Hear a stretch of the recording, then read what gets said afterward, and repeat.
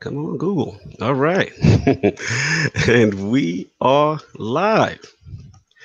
Welcome to the Iron Lords podcast, episode number 54. And it's another glorious Sunday, and we are back at the round table on the Lord's Day. I'm extremely excited about our special guest, and we've got Nintendo Direct and Inside Xbox presentations to discuss, so we're going to get right into it. I want to introduce a Lord who is not only critical to the vitality of the gaming industry, but in my opinion, represents the few to truly have a finger on the pulse of the culture. This Lord is a true gamer who is extremely personable, down to earth, and it is always a pleasure to hear his informative viewpoints on both the Super Deformed Games Cast and the Basement Radio Arcade Podcast.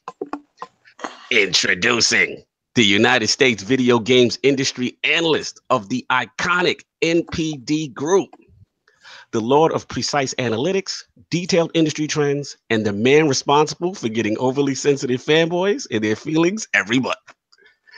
Making his debut into the realm of the Lords, my man, Lord Matt Piscatella. How you doing, sir? Holy cow. Wow. Look at that. You're in the realm of the Lords, man. Geez, what do you? Thanks. That's like you talking to me. All right, cool. Thank you. Hi, it's good to be hanging out with you guys. Thank you. Absolutely, man. You're a Lord at what you do. Really respect your work, man. Huge fan. I love tuning in to the SDGC and BRAP, and always respect your viewpoints. Very solid, man.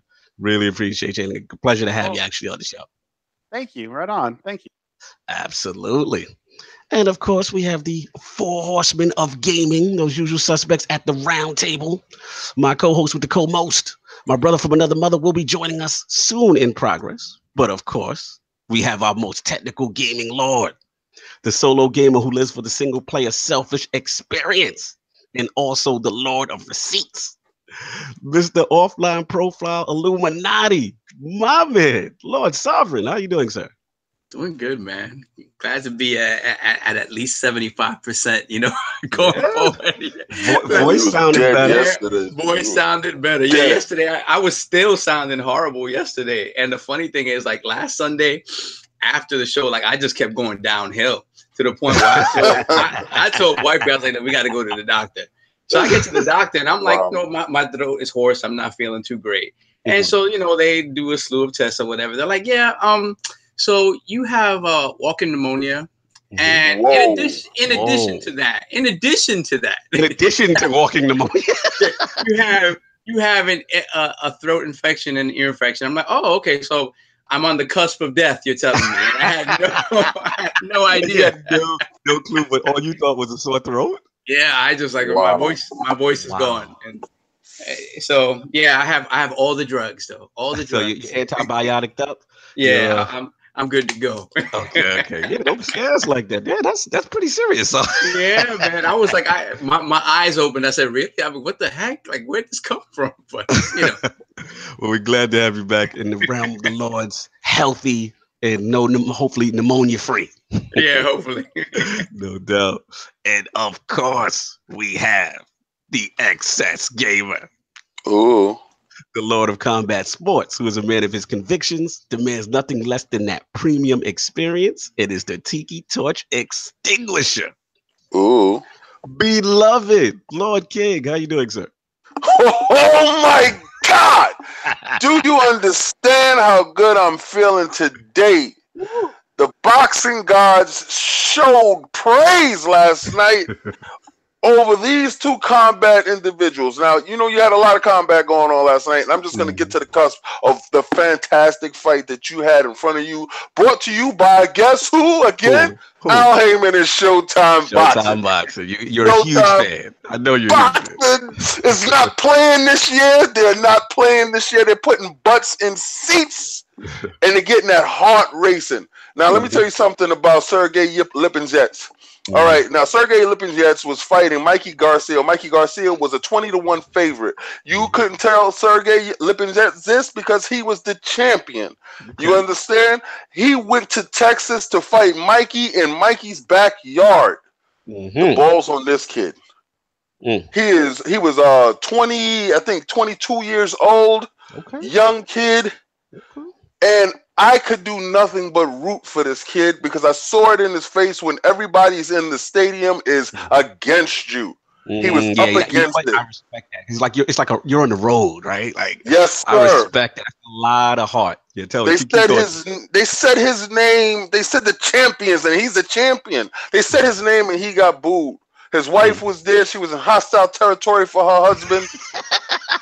You paint the picture, baby. Yes, man. You know why? Because it tugged at my heartstrings. This boy was there. It was a rocky moment he was going to have. And he was up against an exceptional talent in Mikey Garcia. And Mikey Garcia did not let anyone in that stadium down.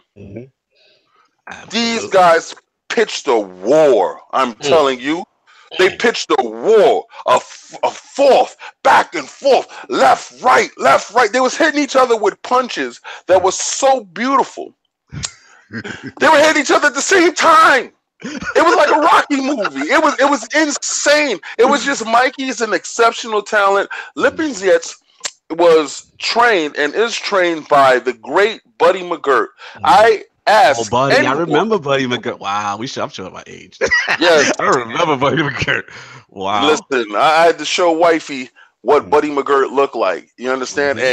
And this man, he's the essence of boxing, and he passed his DNA on to this kid, and this kid looked like a Russian Buddy McGirt. Okay, I gotta watch, man. Showtime. You sold me. You sold me. Last time you put me on the Errol Spence. Yes, sir. Now, I'm definitely what Sovereign. Do you get the cosign? Do I get the co? Do I yeah, get you definitely get the cosign. Like this kid came in there, and again, Mikey is coming up in weight class. Mikey, his power is unproven at 140. So you just didn't know how it was going to translate. And initially, it looked like he was going to be. I mean, he was tested. Regardless, he was tested. But this kid was absolutely the reincarnation of Buddy McGirt. He really was. He really was. And it was fantastic to see Mikey press like that. Because, again, it's going to open him up to bigger and bigger fights. Yeah, see, so nice. Mikey drops the kid. Both Mikey and Lipinets throw left hooks. Mikey's is a little bit sharper, hits him on the chin. This is where the season comes in. This is the kid's 13 pro fight. All right, he has 13 pro fights and 10 knockouts. Okay, so the boy is in there and he's mixing it up with Mikey, who has 39 fights with 30 knockouts. Okay, no losses. And both of these guys had no losses, and it showed on their record. My hat is off to Lipinets. Lipinets, I would like to tell you, sir, you were in the building. I was rooting for you. I've never heard King give this much praise. This is like insane. Listen, I tried to give my energy through the TV to the guy. Take all the King has to give you. Knock Mikey out with one of these good shots. I mean, he hit Mikey. Mikey nose was exploding every other round with blood. It was such a great fight. And I say, I look forward to you, young man. I look forward to you going forward. I know there's nothing but great things. When his wife got into the ring, she gave her husband such a passionate kiss at the end because she was proud of him like I was proud of him. You understand? Buddy was proud of him, and the boxing community as a whole was greater for last night. Good for him. Shout out to Lipinets and the crew and Buddy McGirt, no doubt.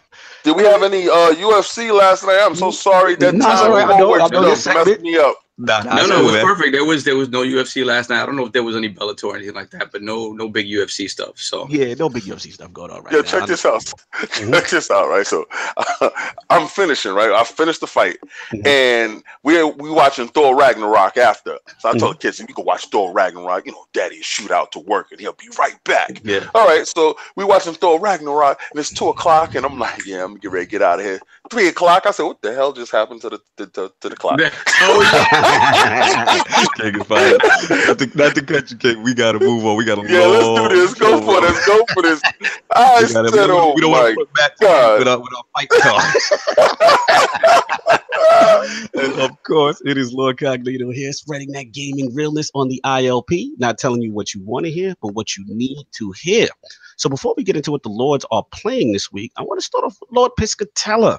his video game system history, also his journey in the entertainment software industry for over 15 years, and of course, what led him to the legendary NPD group.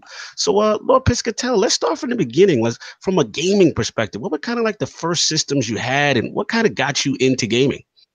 Oh man, so my uncle, when I was 4 years old, brought over like the 2600. I think on the day it came out or something. Ooh, wow. And he fired up asteroids on that thing, and then I was pretty much done. I'm like, yeah, I want all of it. And then really, when I finally got one and started getting to Pitfall and Star Raiders and Kaboom, man, like I was pretty much done. So classics. yeah, that was my start in gaming. Played Pong at the original bar that was in San Francisco, where it was put up for the first time, like in 70, must have been 76, 77, somewhere in there when I was like 3 or 4. So yeah, man, I've been a big fan of games from the very beginning. So 2600 was the first, right? Yeah, the first home system. Yeah, and I was pretty much sold after that. So nice. Yeah, so apparently, according to some people in the government, I should be out, doing bad things. But I just want people to have fun and hang out and be groovy. And God forbid it influence us in a positive way, right? yeah. I mean, I don't know. So yeah, that's pretty good. And then I found my way after working for Banana Boat suntan lotion for a while and working on some dog food analysis. I was working at Pedigree, analyzing 16-ounce cans of lamb wet dog food. Yeah, dude. So I made it to Activision. Nice. What was your role at Activision? I worked there. Well, I had like 6 jobs in 6 years. I worked in sales planning, trade marketing, retail planning, long range forecasting, everything with basically a revenue number. So did that. I think my first game I worked on was Shrek 2. Oh wow! And then all the way through like the Guitar Hero, the Call of Duty era, and all that fun stuff. Nice. Headed over to Warner for like the last 8 or 9 years as a vice president of sales planning over there with Batman and Mortal Kombat and Scribblenauts and Lego and all that fun stuff. So wow, very cool, very cool. Two big entities. Now my question, I just want to bring you back just a little bit because I gotta get the history. So from the 2600, where did you progress system wise? Give me like the next almost chronological order for you from a console perspective. All right, so 2600, then the Dreamcast for like a minute. Okay. Then the NES where I was a Contra and Blades of Steel guy. Blades of Steel, remember that? Wow, remember that? Yeah, that was a good game. Blades of Steel. Then I built my first gaming PC around 96. Okay. About the same time I got into Genesis and NHL 93, 94. Wait a minute, you talking iconic NHLs now. You talking 9-4 now. Like that's huge. Actually, we had Bill Stillwell on the show, and that's one of his like favorites of all time. People are arguably saying it's the greatest hockey game of all time. Okay, so there's two schools of thought here, right? First, there's NHLPA 93, right? It wasn't actually NHL because it wasn't licensed by. It wasn't licensed, correct? But it was licensed by the Players Association, so you could actually fight in NHLPA 93. Yes. But an NHL 94 is the more iconic. That was in Swingers, right? That had that was the classic scene with bit. Yes. Yeah. So like, there's a lot of discussion about how NHL 94 is the greatest hockey game ever made, but I would argue that NHLPA 93 is still the best hockey game ever made. And I will fight anyone who says otherwise. Piscatella, we're gonna get Bill Stillwell back on the show. We're gonna have an NHL 93 versus NHL 94 square off because you guys are hardcore. I love it. Over at Warner Brothers, we had a big tournament. We had an NHLPA 93 tournament I put on. That was a lot of fun. We had like 64 entrants and had a blast doing that. So yeah, I still have a Sega Genesis hooked up just for NHLPA 93. Was a great system. Now, did the Super Nintendo sneak in there at all, or you kind of? No, then I fell down a PC hole, and I was basically a PC only gamer until. God, the mid 90s when I picked up 360 and PS3, or mid 2000s where I picked up a 360 and PS3. So I never had an N64, NES, an N64, or whatever came after that, the Cube.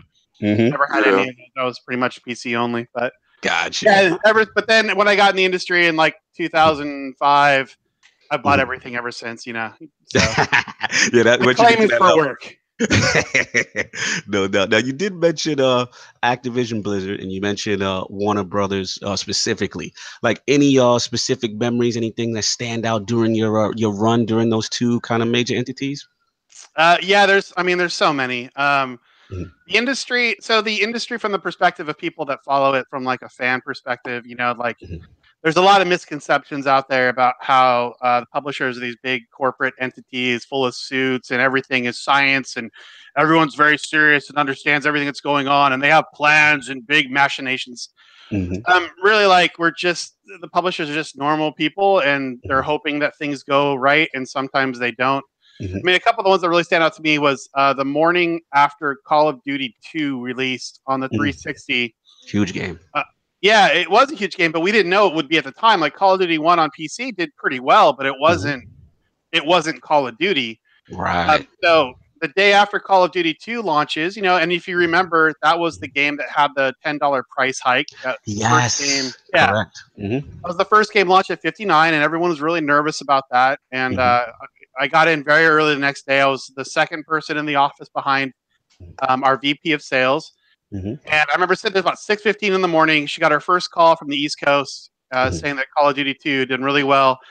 And she said, I think we have a hit. And that was like the beginning of really Call of Duty becoming Call of Duty. So, that was really fun. Huge. That's huge. Yeah. Yeah, stuff like that was really fun. Times like when I was at another meeting where basically they wanted to make Blur the adult version of Mario Kart. That was pretty funny. Really? Yeah, that didn't work out so well. And then like when Tony Hawk's Ride was coming out, I don't know if you remember that. It was a with the skateboard game. Yeah, it's had a big plastic skateboard. It had tech in it. And our CEO at the time, not Bobby, but Mike Griffith, came over to the area where it was hanging out, and he got on the board, and he almost fell off and like hit his head. Oh, you serious? Yeah, just fun stuff like that, man. It's fun stuff like that. There's just so many crazy stories, and it's just one of those things like. You read the message board posts and you read Twitter and they're like, oh, these gaming companies, they know what they're doing. They're out to screw us and rah, rah, rah. And no, like, sometimes. So I was around for the Project $10 initiative when Catwoman, I don't know if you remember, but Arkham City, Catwoman was a $10 charge for people that were buying it used. Like, we didn't know, like, we didn't have we were like, well, maybe this will work. Maybe it won't. Like, I don't know.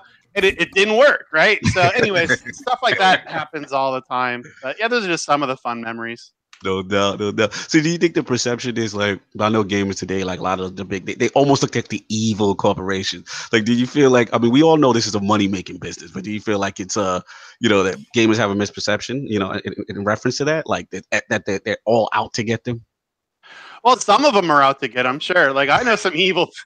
Man, I know some evil. There are some Machiavellis out there, right? And like as there are in any industry, there are people who are trying to get over.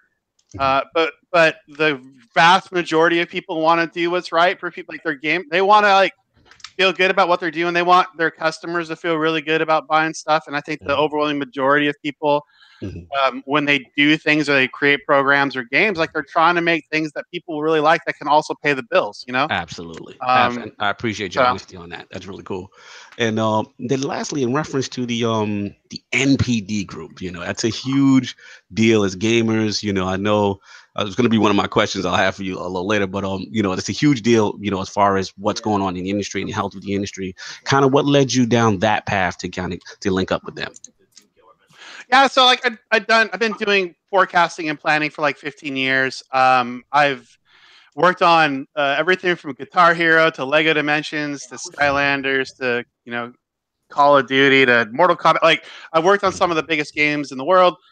Really enjoyed it, but like I miss being able to talk to people at games. So like there's this huge secrecy veil across the industry, and for many reasons. But if you work at a publisher, like, you can't talk about anything, right? And I wanted to hang out and talk about video games with people. I wanted to go talk to retailers. I wanted to go talk to other publishers and share ideas and talk about what was working and what wasn't, and how can we make the games industry better? How can we provide better products for people? How do we do things in the right way that we focus on the things that can help grow the business while also being good to the customer, So, and I've been enjoying that a lot. Like, I get to, I just came back from a week where I got to meet with 2 major retailers and 4 major publishers and just chat video games and try to figure out what's going on, because this industry is freaking weird, man. And things change really fast. And if you're not really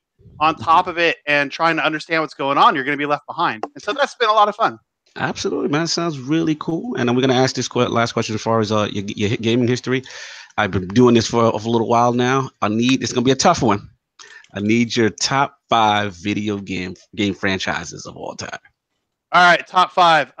Okay, so number 5, I'm going to call it the General series. The games like Panzer General, Pacific General, Panzer General 2. Okay. Nice. Turn-based basically strategic mass scale games. I would put Mario in that top 5. I would put Wolfenstein in the top 5. Classic. I'd put the Witcher series in the top 5. Nice. And I would also put the Lego games in the top 5. I know it's a dark horse. But I like the Lego games, man. They're really fun just to go beat up some bricks for a while. Exactly. All right, that's a diverse group. I respect that. No doubt, man. Gotta respect the top 5 in gaming. Lord Addict, have you entered the room, sir? I see you pop in. Yeah, sorry, I've been having a lot of tooth issues. Yeah, I know you're not feeling well, man. Good to have you. I was even like, I think I'm just gonna miss ILP today. I was like, no, it's like, we had our guest at least. At least I should show my respect. No, I appreciate it. I dealt with the messed up tooth. Yeah, he's going through. I sound like a squirrel. Where I am. I had to get the wisdom tooth done, so that I know that pain. It's awful. If I sound like a squirrel, though, that's just how it's gonna be. It's okay, man. I appreciate you coming through. So that's cool, man. Great history, Lord Piscatella. I want to get into what the Lords are playing this week. So let's start with Lord Piscatella himself again. What game specifically have you been touching this week? So I've been on a lot of planes and in a lot of hotel rooms the last few weeks. So I've been saving Zelda for this time of year. Nice. I'm in my 3rd Divine Beast. I'm really enjoying the hell out of it. I mean, all the superlatives people have been talking about it are true. Probably about 50 hours in, and I'm just kind of taking my time and exploring the world and just having a blast. So I'm a little behind the times, but that one's taking all my time right now. That's a great one to save. No doubt. Sounds good. Let me give Lord Addict his intro, since he may be limited with the wisdom tooth issue. My brother, of course, we have my brother from another mother, my co-host with the co-most, the difficult game conqueror, and the young How. What's going on? Like every time I do something, you're just going to keep adding to my intro? I keep adding more superlatives. I'm down with that. I just can't do nothing stupid. I know. I'm glad you can make it, sir, man. No, what you been playing this week besides battling the tooth issues? Nothing. I actually started watching the Jessica Jones season 2 yesterday. Oh, nice. Yeah, I gotta catch up, man. I still ain't finished Punisher. I gotta catch up. No, game wise, you having anything specific? Nothing? Not really. I've been sleeping for the most part. I hear you, man. I've been playing PUBG. Okay, there we go. Lord Sav, what have you been playing this week? Like I said on yesterday's podcast, like I've been playing a lot, trying to finish that Mad Max. So what I realized about the Mad Max is that I spent so much time just like getting everything on the map, clearing out the map, that I totally forgot about the story element. So I've done very little story. So when I'm at the end, I'm thinking I'm at the end of the game. Like I'm only like the 3rd act story-wise. So I still have a bunch of stuff to do, but the map is clean though. They allowed me to clean the map out before that. So I'm still grinding away at that. On the Switch, I picked up Gorogoa. which is a puzzle game, like a tile-based puzzle game, which is really cool. It's like it's perspective based. Basically, like there are 3 panels that they give you, like with different like paintings and whatnot. And the thing about it is you have to figure out how they interact with each other, and they'll create and they kind of give you hints as to how you move forward. So it becomes like something that animates after a while, but you have to figure out how the panels interact with each other. Pretty cool game. Like, and I got it basically for free with my gold points. So gotcha. I got, and that's pretty much it. Just still grinding away slowly but surely at Celeste on the Twitch. Oh, God bless your soul. Celeste, that game. We gonna talk about that direct or what? We're gonna talk about it. Let's get with the Lords of playing. Lord King, what you playing this week? 9 Parchments, PUBG. Wow, you picked it up? No. I was checking out the trial. I'm gonna pick it up. Okay. I actually like it. I'm gonna pick it up. I played a little bit of Rainbow Six Siege with Sinister. Nice. How you enjoy the zombies? Not too enthused. No, you know why? Because the way the game was structured, it was never structured for that type of format. So for them to push it into that format, it seems like a chore because the way the enemies, they're bullet sponges. They have to work on that when it comes to that because it's overly aggressively hard for absolutely no reason. But they have to work on that part of it. And it fixes. It's a good idea. It's good in premise. I think if we have a team of 4, it actually will go a whole lot better. It was just me and Sinister playing it. Gotcha. Then playing Super Lucky still, having such a great go with this. The what is it? The Mario Galaxy 1 Conqueror. Oh my God! Shout out to Brat Podcast last night, Lord. Lord King put out that controversial statement. It's not controversial. It's just my opinion. My opinion of it is Super Lucky Tail is a better game than Mario Galaxy 1. That's it. Just simple. And of course, like I said, the PUBG love. That's it. No doubt. Yeah, man. For me, it's just been I realized this week how much addicted I am to XCOM. Like I have a problem.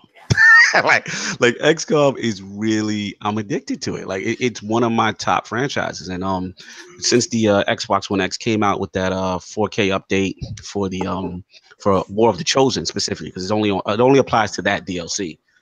It is so addicting, man. It's very difficult. I was talking to Lord Piscatella earlier before we started, and it's really unforgiving. Like it's really for the hardcore XCOM guy. And I had to take some strategies that Addict used to tell me about. You kind of focus on your weapons, focus on your armor, your squad size early, that kind of stuff. But now I'm starting to make a lot of progress. And this whole little Chosen dynamic is really cool. They have these specific alien factions, and they're really tough. But there's also these other factions that you align yourself with on Earth that can kind of counter each one. And it's a lot of base building. It's deep, man. I'm loving it. Lie. Yesterday, I was going in and someone on the I'm barely getting by this because everyone's hurt. I'm okay. I'm good. I'm like, there's only like maybe 3 or 4 people left. I've inched my way through the map. The assassin pops up. I'm like, you got to be kidding me. Yeah, they're coming at the end of the mission. You're like depleted, and you're like, oh no. Like they come in they're actually worse than the Alien Rulers DLC from the standard base game. Like it's mostly like a hardcore XCOM guys, like a love letter to those guys, but really enjoying. Shout out to Def Sing in the chat. No, I don't do 1v1s, man. I don't play the multiplayer. I'm all solo player, but that's pretty much what I've been playing. So we're gonna get into last week's poll. So the results are in, and the people have spoken to the question. With the 1-year anniversary of the Switch now upon us, what do we feel is the most important thing for its continued success in year 2? The winner at 34% in a razor close 4-way ILP poll was the Party Chat Messaging and Trophies Better Online Infrastructure Group. So they won the poll, coming in at second place. This is probably the closest ever. It's 1% difference. At 33% was the Continue to Deliver Huge IPs like Smash and Pokemon group. Third place at 27% was the Bring Back Virtual Console group. And our shallow fourth place group at only 6% was Nintendo Labo FTW group. So let's go with the Lord. What do the Lords think about this? Anybody? I mean, what can you say about it? I mean, I think it goes to show like who's talking about this sort of stuff. When you're talking about like the hardcore guys just want more Nintendo properties, right, on the console, and they're gonna deliver on that, right? But as you move forward, a lot of these properties are gonna have a lot of online aspects to them that you want to function properly. So it's like, yeah, it makes sense that those two categories are so close together, because it's kind of a toss up. Like, Nintendo's gonna give you the properties at some point, right? However long they take to come out, you're gonna see all of their major stuff on the Switch. So yeah, the underlying stuff is what you want to function properly. So we'll see. We'll see. Lord Piscatella, what do you feel? What's your want for the Switch now coming in year 2? Would you prefer the online infrastructure first, virtual console, or the bigger IPs like the Smashes and stuff? So slightly different take. Right now, the Switch is very much a core gamer box. These are devices that have been purchased by folks that already have one of the other big consoles for the most part. These are core gamers that are in the system.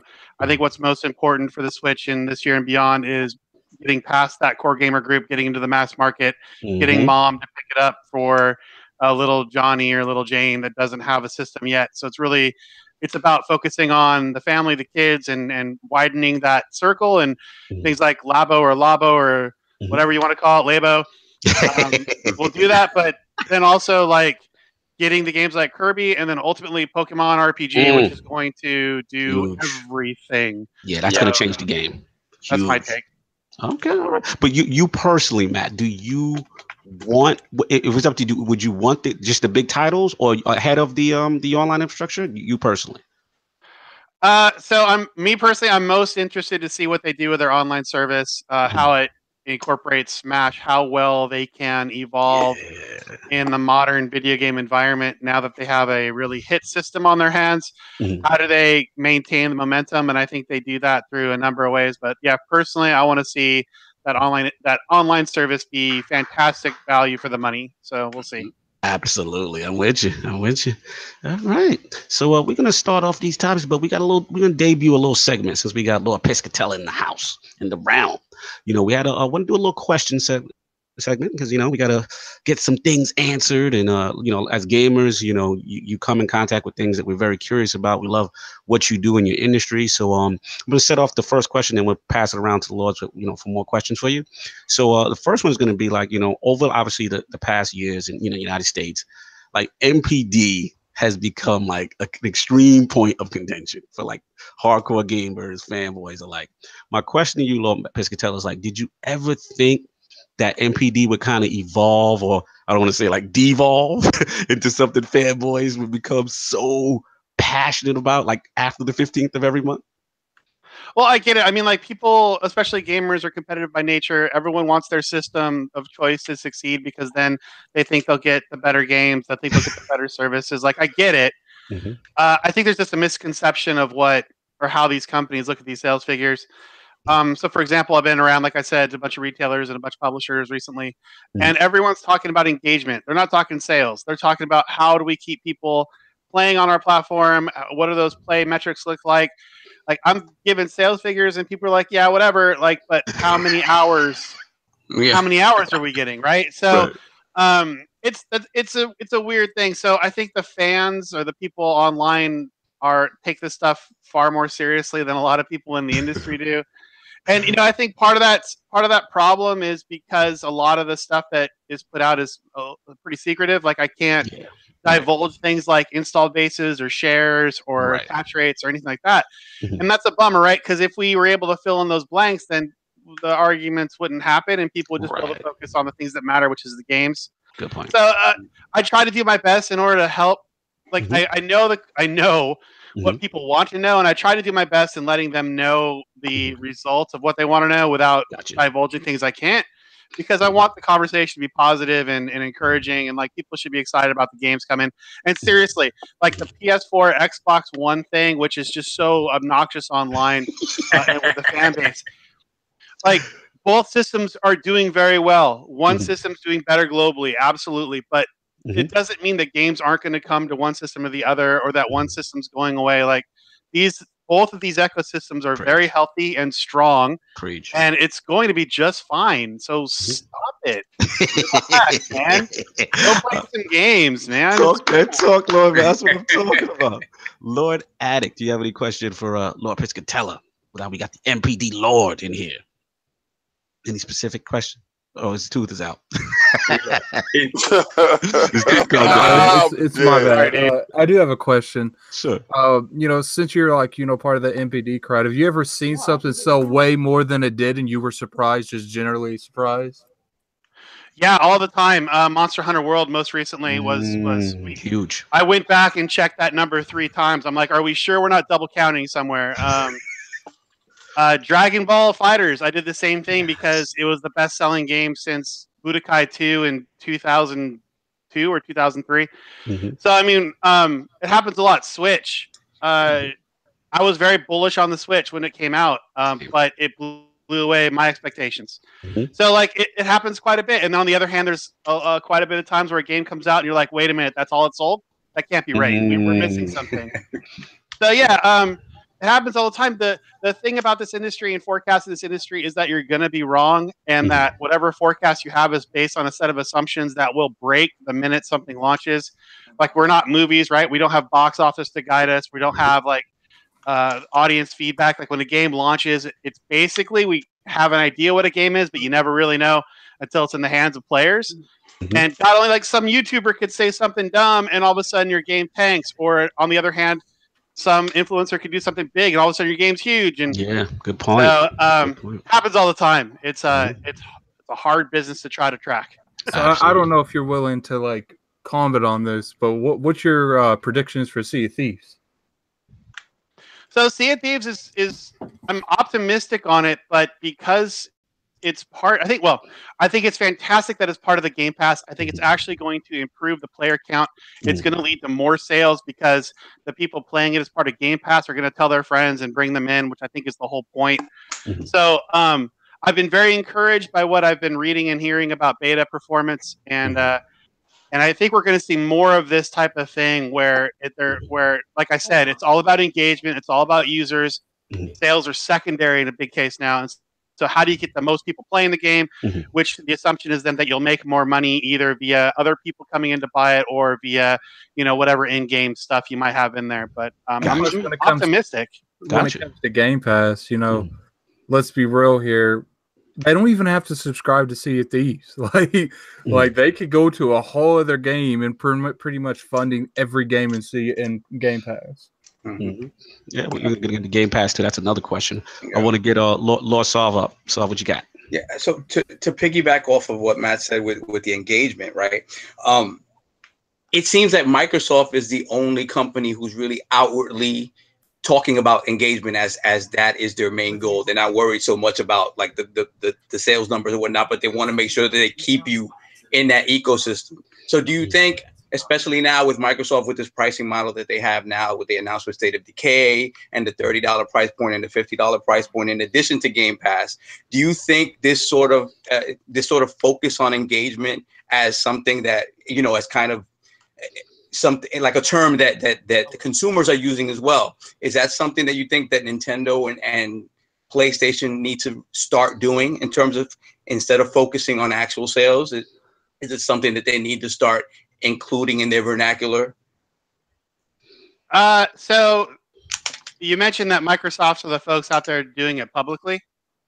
Everyone's doing it, just not publicly. So this is the focus of everybody is player engagement. So do they need to do it publicly? No, I mean, I think a lot of companies are talking to the investor community, and sales still speaks to that crowd. They'll get it eventually. That the engagement is what drives the sales, and they'll get there. But for now, like most folks are talking to the investment community, and so you'll continue to see the focus on sales. But the actual how do we make games, how do we make systems, the focus is on engagement. Okay, cool.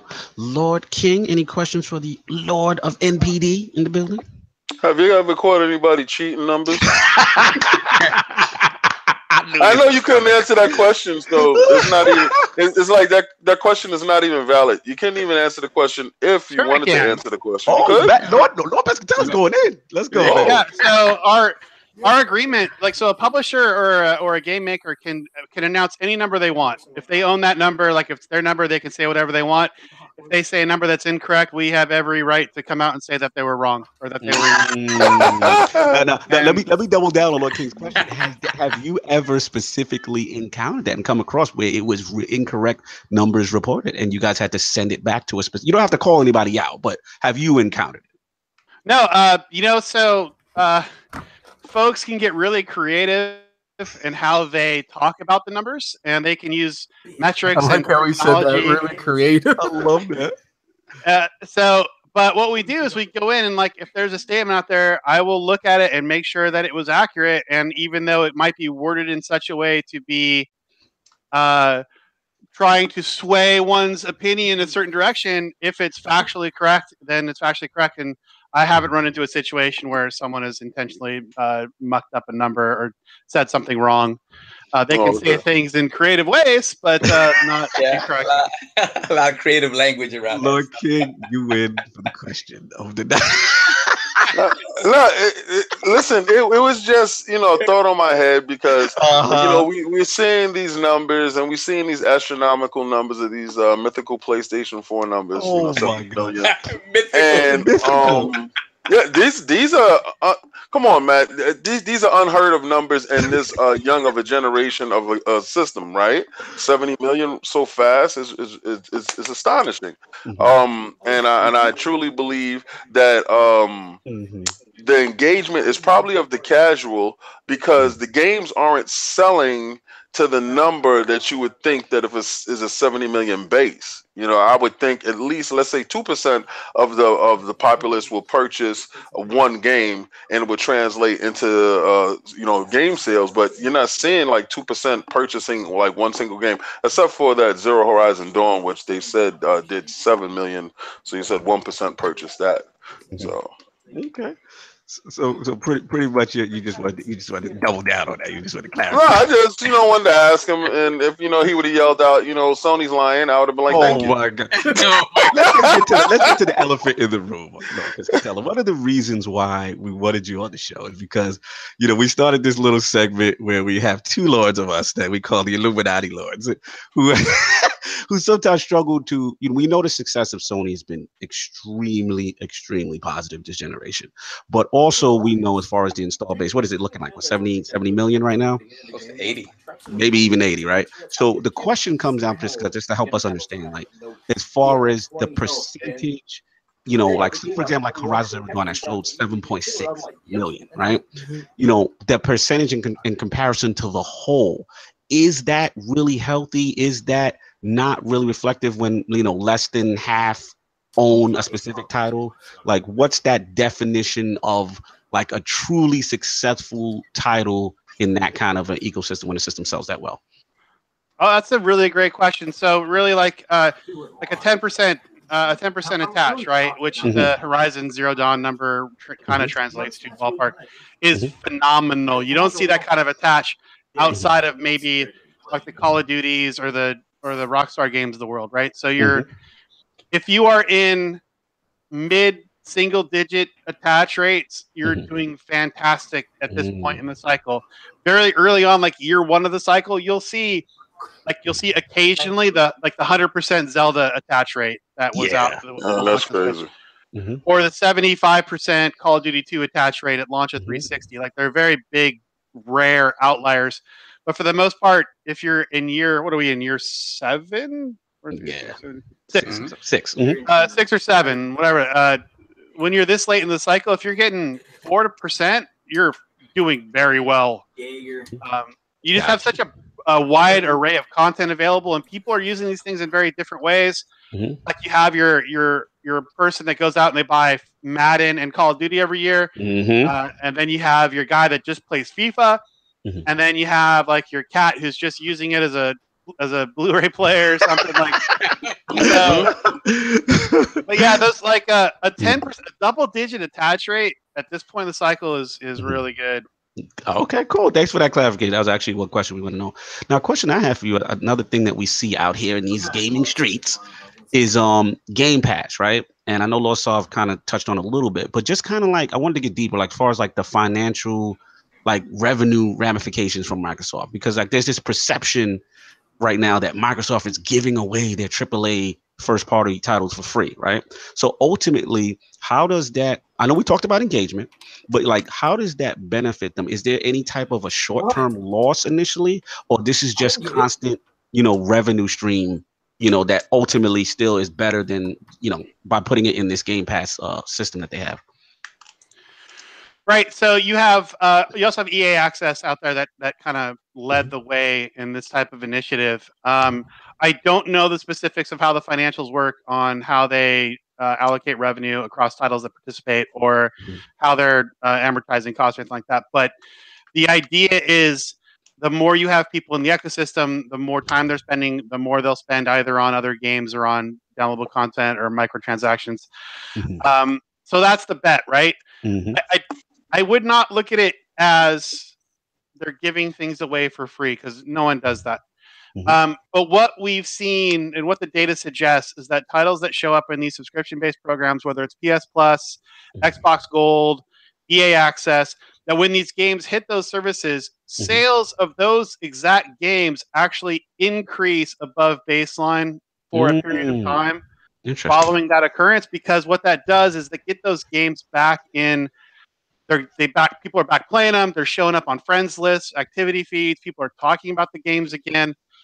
At some point, you'd have to imagine that the number of games in a service like that could dampen that impact or that effect, that halo effect. Not Master Chief Halo, but Halo as though like a wide sphere of influence.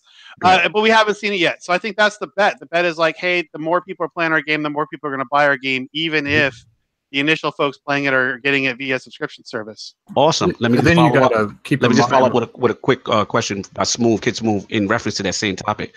Will downloads from Game Pass count in NPDs? That was his question. Do you think? Oh, that's a great question. I don't believe so. We track subscription spending outside. We still track our subscription spending as part of total overall spending, but we don't track it as part of the individual game performance. Kind of like a hardware bundle where you like if you buy a PS4 and it has Call of Duty in it, that game sale isn't counted. It's counted as part of the hardware. That's part of the hardware. Oh, okay, gotcha. That's a great. Thank you for that question, Lord Smooth. I'm sorry. That is a very good question. Very good question, Lord Addict. I cut you off. I'm sorry, man. God. That was like another thing people don't realize on the Game Pass is stuff like Halo Wars 2's on there, and they probably got $50-$60 worth of expansions that people's going to pick up because of it of Game Pass. Absolutely. Yeah, and if a game like hasn't been selling that much or whatever, like anything you get over your baseline demand's good, right? So you have Game Pass or you have some other subscription service. You have a couple games out there that bring people in the door, but then they play other things, and overall, the ocean rises and the pie gets bigger, and I think that's the philosophy behind it. Absolutely. Any other questions the Lords have for Lord Piscatella? Saab, anything else? So with the pie getting bigger, like back to like the how Nintendo and Sony sort of react to that, because Nintendo, I think Matt made a comment a few days back about how physical sales are going to continue to grow, especially on the Nintendo side. So does Microsoft's kind of not necessarily focus, but that this with their services being like digital based, do you see the other two kind of following that route at some point? Because I think a lot of people, including myself, like I've gone primarily digital everywhere, right? So the fear is that like Microsoft sort of has a roadmap for what they want to do with Game Pass and just the Microsoft ecosystem in general. And PlayStation hasn't necessarily clarified what they plan to do with that. Neither has Nintendo. So it's like, do you have kind of any comments on what they might be thinking and doing in the future? Anything that might indicate that they might be looking at that sort of structure as well? Right. So you have short term and long term. Short term, maybe midterm. So call it the next 5 years, right?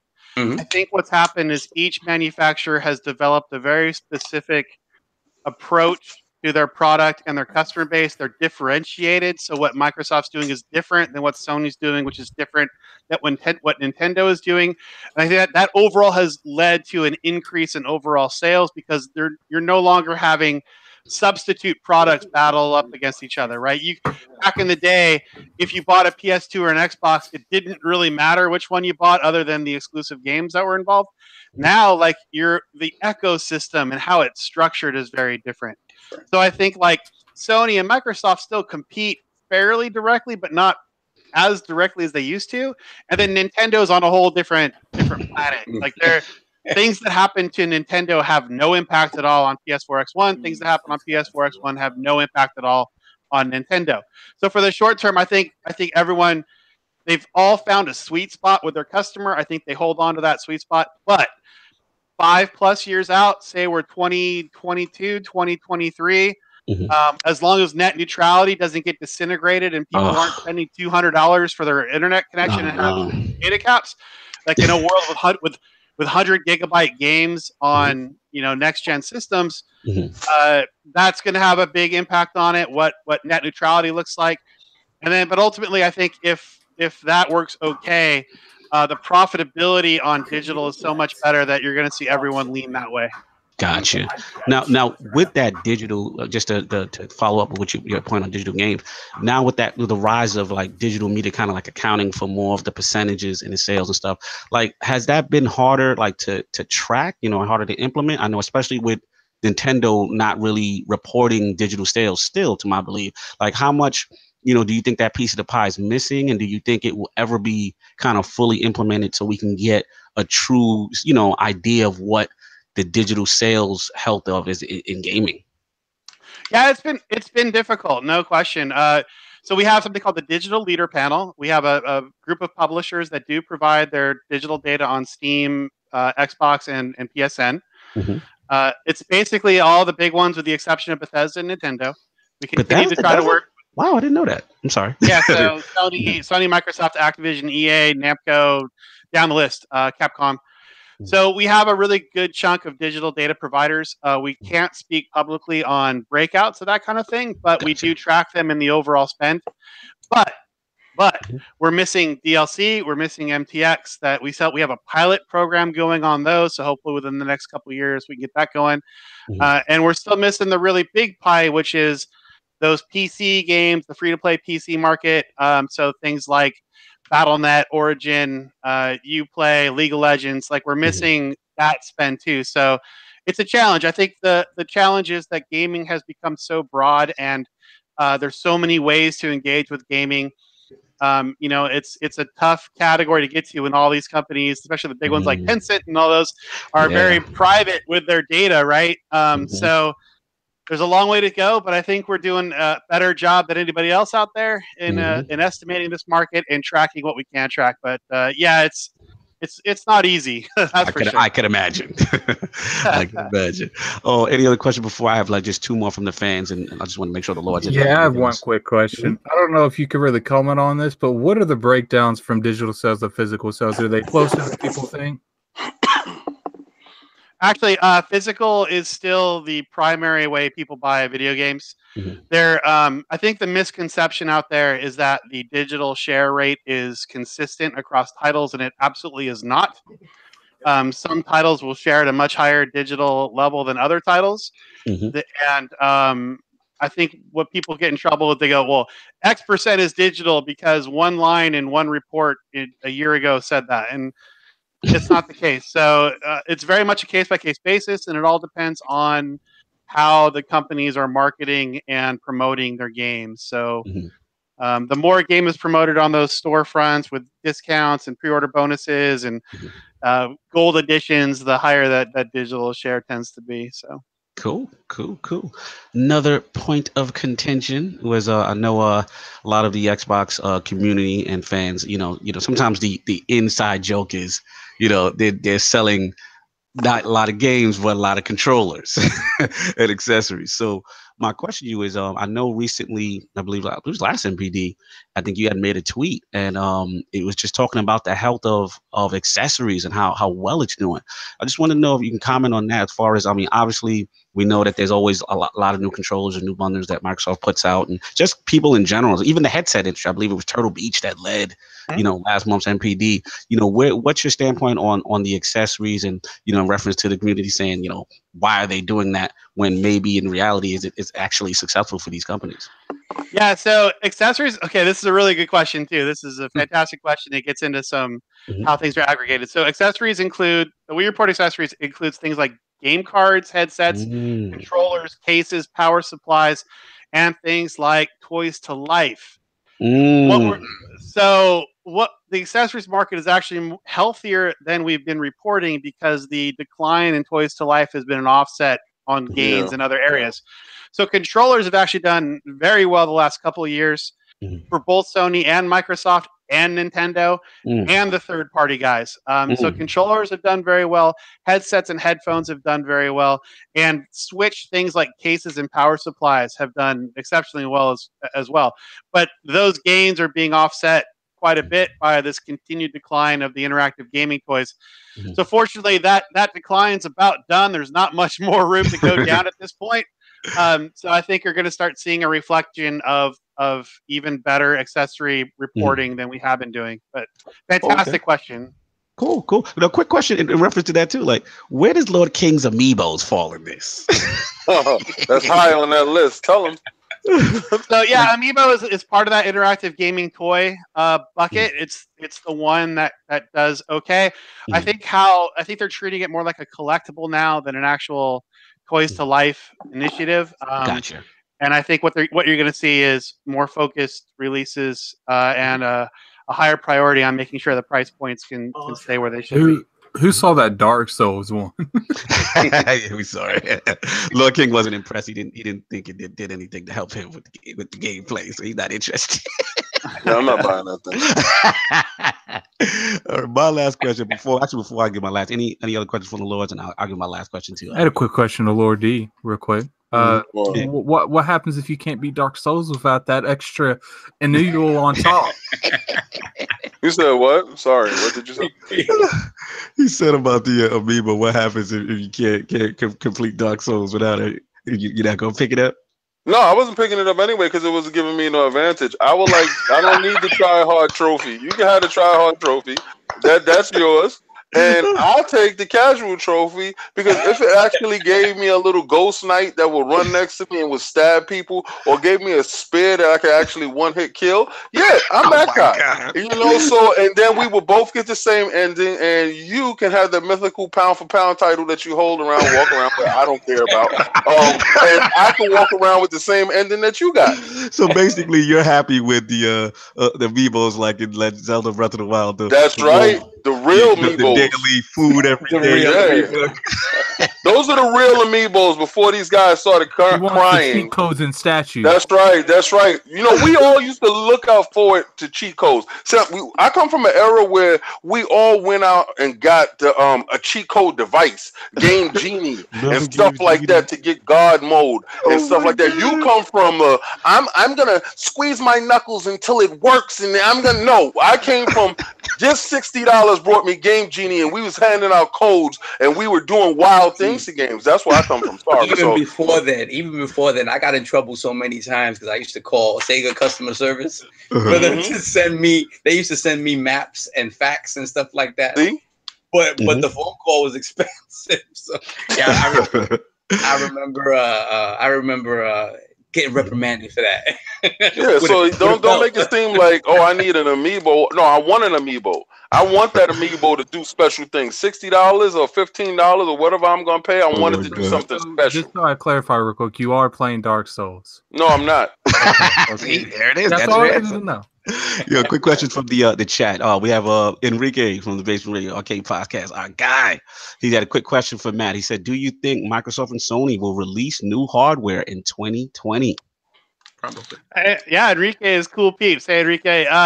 So my forecast currently has 2020 being the year for PS5 and whatever it is Microsoft does next. I don't think, looking at the sales data, I don't see any reason to do it earlier, although I've been surprised in the past. We'll see how it goes. But yeah, 2020 is my assumption. Okay, cool. All right, and then my final question in reference to the question segment, as we now had the Lord of NPD. In reference, basically, there was another analyst, I believe, in your field that he made some prediction, and he said that he feels that Nintendo will eventually surpass Microsoft's console market share in 2018. And obviously, I don't want to say that comparison is 100% fair. Obviously, Nintendo has the Switch, the 3DS. A lot of limited time products like, the NES Classic, Super NES Classic, well as Microsoft just has per se like the Xbox One.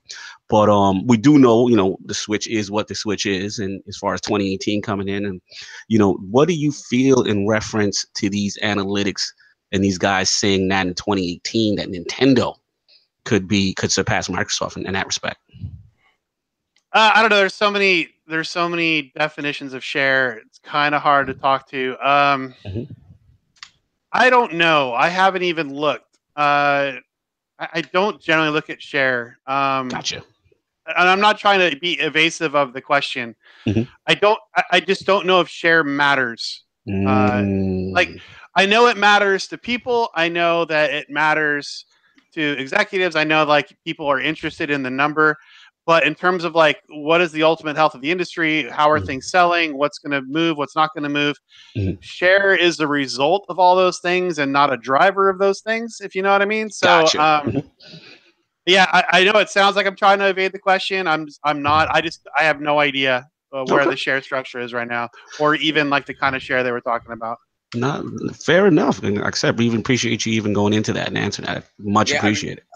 In regards to that question, did they specifically say just Nintendo as a whole? Because I know you mentioned other products, or did they say Switch specifically? No, they're saying they said Nintendo as a whole. They're saying Nintendo will surpass Microsoft as a whole. So that's where they're going now. Apparently this guy Mark Kitt, he predicted they should shoulder Microsoft out of the number 2 position this year. You know what I'm saying? So again, but I understand Lord Piscatella's point in reference to the terminology and share and what really like that means, that kind of thing. So I can understand where he's coming from in that respect. I think Switch wins out in sales this year. I would say. I would say just in overall sales of consoles. I think they probably sell the most consoles this year. Where that puts them, in the overall, picture, I have no idea. But yeah, I mean, they're really. I think this year they're gonna run slipshod this year. They got. I'm sorry. I have them as. I'm sorry. Yeah, I have them as the top console seller too, and the top driver of physical software, digital software, not so much. But yeah, I agree with that. Sorry to cut you off. No worries. Cool. So I appreciate all those answering those questions for us. A lot of gamers, always every month we always have these discussions, these debates, and it's always good to get some clarity. So I appreciate you with that. Now we got some. We're gonna get in these topics, and it's just gonna be a couple of topics.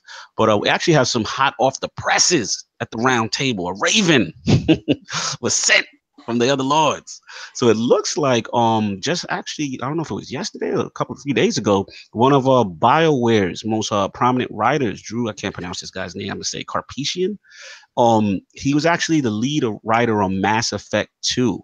So it's just been reported that he's left BioWare, and he was the one writing he left the studio. He was the lead writer for Anthem.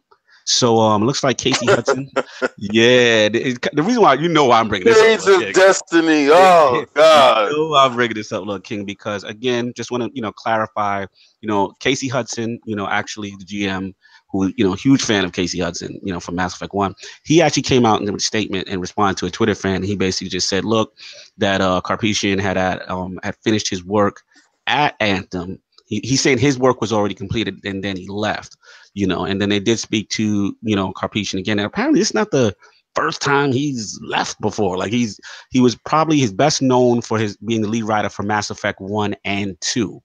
And then between the periods of Mass Effect 2 and 3, then he left and he kind of went into do novels and his own kind of graphic novel kind of thing.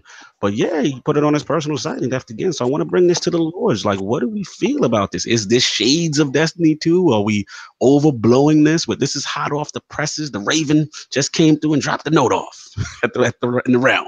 What do the Lords feel? It's very valid.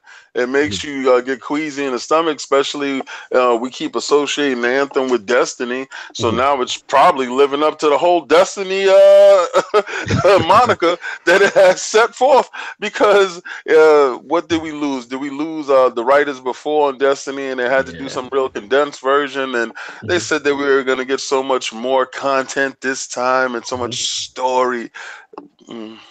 I'm just like, I hope it's not that. I hope he did finish his job and he didn't rage quit. I hope. But we can only time will tell. Lord Addict, I'm curious about your perspective as Destiny guys initially. What do you feel about this when you heard this news or just heard it? I guess it's good on if it went exactly the way they said he finished his project. Bungie better be hoping that it didn't go that way. You're right. You're absolutely right. With the state that Destiny 2 is in right now, they need a few wins. A few. Okay, we'll go with that. Absolutely. Lord Piscatella, what's your feeling on this? And or were you interested in Anthem in any capacity?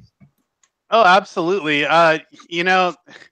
Video game projects these days are hundreds of people who are dedicated to the project. One person coming or going while having an impact at the leadership level doesn't necessarily mean a game turns out better or worse. So I have no idea. Like, there's so many people involved and so many people have their passion in the game that, these things happen.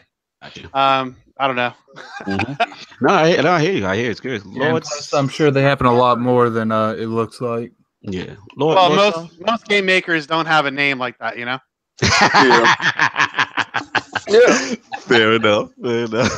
Lord Soft, your feeling on this hot off the presses? Yeah, I mean, I'm kind of with Matt on this. I don't know what to think about it. I think the fact that they got out in front of it means that they know the type of impact that something like this can have on the community and speculation. So it's going to be a matter of just seeing what else happens around the game. If we get more delays, if we keep going, PAXs, E3s, whatnot, without seeing a substantial chunk of this game and seeing what the game is, then maybe we worry about what's happening with it. As of right now, it's one person. It's significant because he sort of drives the narrative of what, the story. So, so it's big, but at the same time, like, I'm not gonna. I'm just gonna wait and see. And honestly, if more bad stuff starts to happen around it, then maybe you worry. Right. Well, I know. I mean, I'll finish the talk off. I know. Wasn't it Jason Schreier had put something out recently, and he was just basically going off onto the constraints that they were under, and obviously we know that. As far as BioWare as a studio, but we know that Mass Effect and Drive, and it didn't really hit as it should, and there's some changes there. So we do know, regardless to the speculation, we do know that there is a lot of pressure on this title. This is a very highly anticipated title. They have a lot of stock in this title. Like Matt, Lord Piscatella said, who knows? I mean, this could be something that he could have been done already, and then he's just moving on. But again, to Lord King's point, as Destiny fans, we've heard kind of like this kind of rhetoric before. Not saying that this is the case with BioWare, but it just makes you raise your eyebrow. You just hope everything's okay. You hope the game comes out. There's a lot riding behind it, and let's see what happens, man. Whenever I hear lead writers before a game release, it just reminds me of Destiny. So I thought it was quite interesting, when this came out. But we're gonna move into these topics. Lord Sov. Nintendo had a direct this week. What's going on, man? Yes, they did. They dropped it under everybody's noses. I mean, it was just one of those things where there was no speculation about this one, so it was kind of a surprise. And yeah, I mean, listen, if you've been someone who's been critical of Nintendo for porting everything under the sun to the Switch, this is probably not the direct for you. That narrative, that narrative hasn't changed that much. In terms of me, though, I'm happy. Give it all to me. So let's start off with the 3DS stuff. 3DS very quickly. Must we? No, I'm just joking. I'll mention it quickly. If only. I'm a hater. I'm a switch holder. I'm a hater. I know. Continue. I mean, look, the tale of the 3DS just you can't deny it. Like It's sales so tale of this game, it's so successful. I can't be mad at them for continuing to release games for it. At the same time, you see that their segment is getting smaller and smaller, so it is getting near the end of its life cycle. How close that is, we don't know. But I mentioned it specifically because there are games coming to the 3DS now that I still wish they were coming to the Switch as well. So you have a compilation of WarioWare games, and I think some new stuff in there as well. That's coming to 3DS. So that's something I think that would do extremely well on the Switch, and I wish it was coming here. A game called Dillion's Dead Heat Breakers, which is sort of like strategy mixed with action. It was announced in Japan. It looks good. Yeah, it was initially announced for Japan, and we're getting it now on the 3DS. And then you're getting Mario and Luigi Bowser's Inside Story. Is coming back, and I guess this time it has Bowser Jr. in it as well. So another game that I think would love to come to the Switch. And then the last two things were Detective Pikachu's finally coming to the West. So we're gonna get old man Pikachu. That game looks weird. That game looks so weird. But it's coming with new amiibo, of course. They can't drop it. Yeah, Lord he's a big amiibo too. He's a big one. He's a big one. The ears perked up when I said amiibo, just like Pikachu. He's a big one. He's a big one. He's a nice size amiibo too. He's a big one. And then finally, we're getting Luigi's Mansion, a remake from the GameCube game. And I'm like, why are we not getting this on the Switch? Exactly. You will get it after they milk this crowd. Come on, stop it. You're right, kid. You guys are right. I think they're at the point though they could just release them for both day and date, and they'd be fine. All I know is PlayStation and Xbox better hope they never get rid of that, because that's where you think their games are going, on the Switch. we know the indie health is really doing well. When they put these titles out on Switch in comparison to imagine if the next Pokemon announced that it wasn't coming on the 3DS and it was only on the Switch. God. Like, you're gonna force a lot of 3DS owners to go out and buy a Switch. Oh, rage quit. They're gonna stand outside with their tiki torches, and that game will be announced for the 3DS. So it's way more 3DSs out there than Switches. So don't let those tiki torches come out. Yeah, I mean, let me ask Lord Piscatella this. In reference to that, being that I'm seeing this in the chat now that we're talking about it. The health of the 3DS, because it's still, I guess, doing so well, is that part of a factor as to why Nintendo's like, we're not going to completely abandon it? It's still, a lot of revenue there. Most gamers want them, like myself, selfishly. I'm a Switch owner, so I do want them to move on. But from a business standpoint, I do understand if it's really doing well, it's kind of hard to just abandon it. Like, what's your thought process on that? Yeah, so sales the last few years been very consistent. Generally, you see this late in the cycle, sales really kind of tail off down to nothing. But thanks to their release schedule and just how basically that, and because they've started to emphasize the 2DS instead of the 3DS and lower the price point, like, sales been very consistent. It's almost weird how, like, basically every year it's the same number. So I mean, as long as people are engaging, and what they're trying to do is, right now they're trying to provide mom something to hand to the kid that's not the cell phone. Like, so a $79 3DS or $89 3DS or 2DS that has Pokemon on it and a couple other games, fantastic. All you need, like, the target market is very different. The target market's definitely kids, whereas the Switch is definitely adults. So, like, I get from a gamer perspective, you want everything on Switch, but there are pretty good reasons to keep these things going. And I forgot who said it, but someone just said a minute ago, yeah, they can bring it out to Switch later. Yeah. They can sell it now. They can sell it to you again. The masters are doing that. The masters of the double dip. I wonder how many people picked up Super Smash Brothers for the 3DS and the Wii U. Yep. And it's sold. I mean, you got to look at it, man. That market is not a market that you abandon. My son plays his 3DS really hard. He just went to the store, to GameStop, the other day for his sister's birthday. Switch.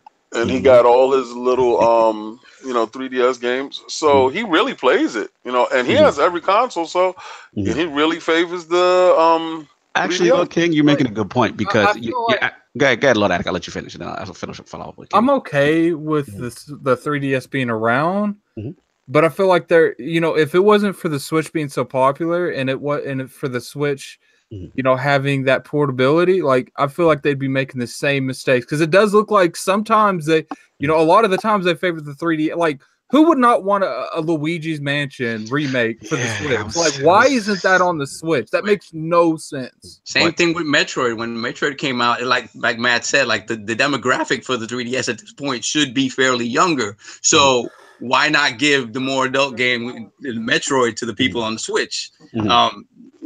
But to Lord King's point, which is kind of doubling down on what, in conjunction with what Lord Piscatella is saying, is that it's like Lord King is like, look, the Switch is his adult system, right? He's not giving it to his, his son. He's not giving it to he's giving him a 3DS. So basically, it falls in line with what Lord Piscatella is saying, is that that's how they're viewing it, and that market is still strong. It's like you won't damage the hot new Ferrari, you get this. There is always going to be children, and as long as they are children, Nintendo will thrive like no other. And that portability, you go to the doctor's office and you give him the 2DS and he playing it. I'm sorry, they can't get rid of that thing. It's winning right now. Like he said, it's consistent every year because it's children being born every year. Absolutely. Yeah, all right. Cool. Go ahead, Lord Sub. What else did Nintendo have for us? So now we jump into the Switch stuff. And yeah, we were seeing a lot of ports, but the stuff that we said that we wanted to see, Captain Toad Treasure Tracker is finally coming to both 3DS and the Switch after being on the Wii U. So that's fantastic because I never played it on Wii U, so I'd love to have it on the Switch. Absolutely. In terms of more ports, they gave a date for Hyrule Warriors Definitive Edition. Again, Dynasty Warriors isn't my thing per se, but hey, it's good to see it on the Switch. In terms of third-party stuff, so we have South Park: The Fractured Butthole finally coming. We talked about this last night. How it was. I hope they announce like a package deal with that and the Stick of Truth, because it only makes sense that they package both games together. I've been told that they're both coming out. Yeah, it makes sense. It makes sense that it would. That's a huge get, y'all. We can't move over. That's a huge get for them. I'm gonna have to be real. Like I've definitely been on the neutral side of Nintendo, where they could go or they could come. It doesn't really matter to me. But that direct, like I was like, okay, I can, okay, all right. I was like, wow, I was actually impressed. Really, I was surprised because it was just a lot of ports. It's a lot of ports. Because it showed me the thing that I have the biggest issue is, are they committing to third party? And if they're having South Park, they're committing. Okay, that's good. That's good to see. It's third party committing to them. That's the whole thing. Is I always felt that it wasn't Nintendo, telling people no. It was the other people telling Nintendo no with the Wii U. And right now they're riding such a high that these guys got to get down or lay down. It's just very simple. The numbers are showing that they're selling, and why not have your game there so it can sell? Just do it a very decent port. Don't do WWE. That's all. Yeah, there you go. So then we have Little Nightmares coming as well, a game that came out on PS4 initially and PC, I think, and then Xbox, and now it's coming to Switch. We have the Travis Strikes Again.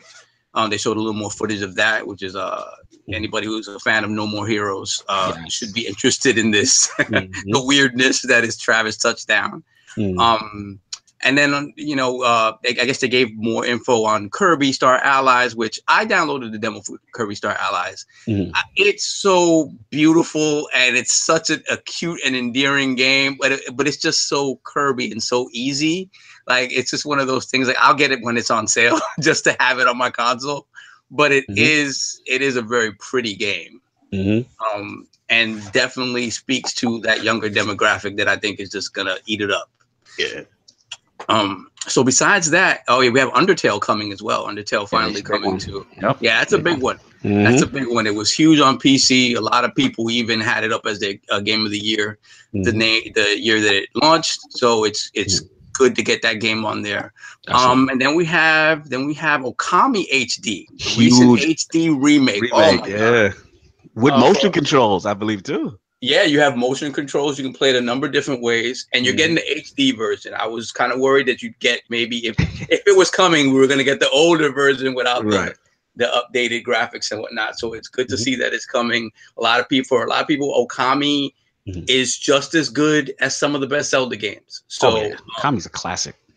To see it on the Switch is fantastic. And I think I'm gonna have to penalize you for that statement. What did you just say? For a lot of people think that not all Zelda games, some Zelda games, Okami's up there with it. I didn't say it for myself. Don't jump. He clarified that earlier. Real. The one with the wrath of Addict on me today. If I had a button to push and you just jumped out, that would be impressive. Continue, Los. Let's finish up. I like Okami. I wouldn't call it a Zelda killer, but I like Okami. Let me see. So beyond that, okay, we have Crash the Bandicoot is coming to Nintendo, which people never saw coming. Some people. There's some people. I mean, again, it's to me, Activision is going to do what they're going to do, and they saw the success they had with it on the PlayStation, obviously the platform that introduced the world to Crash. So, but I guess it only makes sense that it comes to other consoles. Activision owns the property now. They saw the success it had on the PS4. They want to see that continue. Hopefully, if it, the sales are right on Xbox and the Switch, we're going to see a new Crash game. At some point, which is what Crash fans want. I mean, ultimately, if you're a fan of Crash, evil King Lad. We got your baby now. He's so evil. Continue. So, I mean, it's good to me. It gives Crash the best chance of coming back in a new iteration. So it's fantastic to see. Launching for everyone.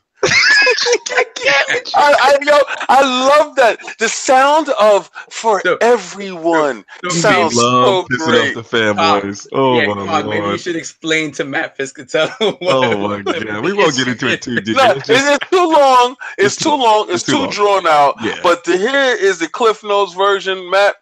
I am so happy that a property that was supposedly exclusive, really wasn't, because it was on an Xbox system before, is now being able to be enjoyed by everyone. I love that part. That's all. That's all. I love that part too. Like these games, I don't know, man. Exclusivity, I get the business case for it. Yeah. But shoot, man, like these are fun games that people should just have fun playing. So the business kind of gets in the way of that sometimes. Yeah. See, Matt feels how I feel. Continue. The final big three announcements. So Splatoon 2 is getting a DLC add-on with the Octolings, and it's a single player, like robust add-on. Splatoon 2, man, like it's big here. It is huge in Japan. Huge in Japan. So the fact that they're continuing to add to this game shows the confidence they have in this property. And the single player stuff I thought was cool. In Splatoon 2, I liked it. I could have done with more platforming elements. Like I think they needed to incorporate it more to make it feel more like a platformer. With like if you look at like Mario Sunshine or something like that, use that as sort of like a baseline for how to handle like the water physics and stuff like that, and the ink physics. So that's very cool to see. Mario Tennis, they broke down the gameplay of Mario Tennis. They didn't go too much into like the story mode and the campaign and whatnot, but they broke down the gameplay and they added so many different things in terms of like trick shots and like countering trick shots. Like they really broke down and they got in depth. They got in depth with it, and they made the game a lot more robust, and then they also allow you to play it in a less arcadey way with like regular rules, no crazy trick shots. So I'm kind of excited for Mario Tennis. I want to see what the story mode does and how they kind of turn things around on that. And then the big one, the big one, everybody knew it was coming, but it didn't keep people from losing their minds when they saw that Smash Brothers was announced for the Switch. Boom. With the Octolings in tow, so they're going to be in the Switch version. Yeah, people lost their minds. Everybody knew it was coming. It was just a matter of time. They were not going to release Smash Brothers on the Switch. But I think the speculation now is, what is it? Is it something brand new, or is it just a souped up Wii U version with the Octolings added? There's a lot of speculation going on in reference to that, and I know people saw that they saw Breath of the Wild link in the back, and there's a lot of speculation going on. But let's bring it to the table and bring it to Lord Piscatella. What did you feel overall about the Nintendo Direct? Did it excite you? Anything specifically? What was your thought process on it? Yeah, so okay, let's talk about Smash for a second, because I'm a little confused. I'm still confused. So Smash the Switch has the online service coming later this year, right? Yes. They need something to put with that product or with that offering, and of course it was going to be Smash. I thought this was the most of course announcement of the whole Direct. It just seemed the most obvious thing going into it that this would be the takeaway, and yet I see the videos of grown-ass men falling to the ground and wiggling. Oh my god! Like they're don't you take my glory, Lord Piscatella. Don't you like they're possessed or something. Like I don't. I saw reactions for Super Smash Brothers like that though. Yeah, no, dude, it was. He's correct. I mean, I was retweeting the day it was announced. I mean, people were in the. I kind of had a huge feeling that was gonna happen. So. Yeah, like people in the Nintendo New York store, and I guess they would let live announced, and they were going crazy. People were passing out.